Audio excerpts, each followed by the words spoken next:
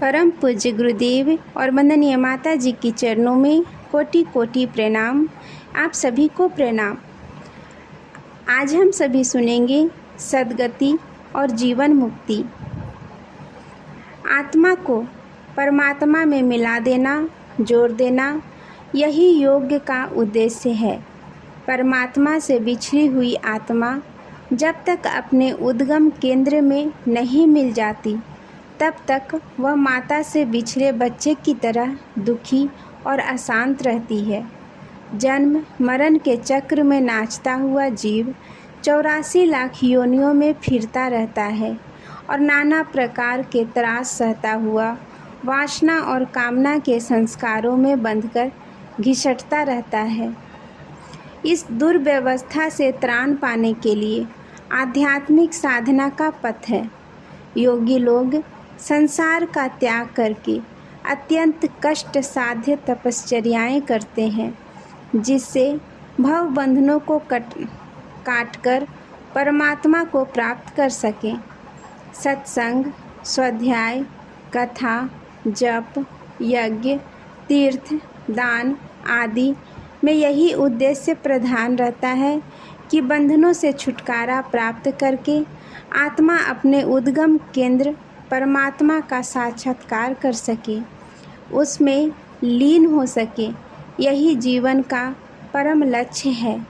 मुक्ति को ही सबसे बड़ा पुरुषार्थ माना गया है।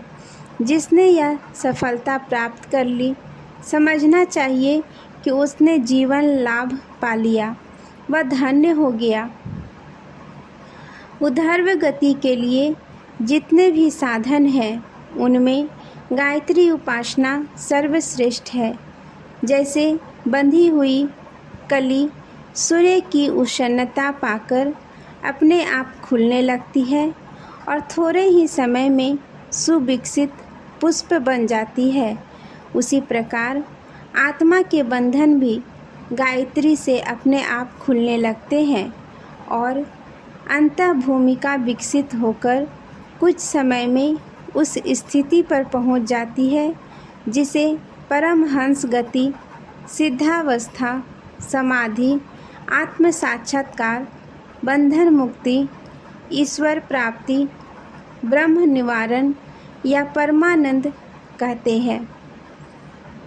सदन कसाई, गन्निका, अजामिल, हिरण्यकश्यप आदि दुष्टों का उद्धार हुआ तथा सबरी, अहिल्या, द्रौपदी, वृंदा आदि नारियों और जटायु, निषाद, नरसी जैसी साधारण श्रेणी के जीव सद्गति को प्राप्त हुए।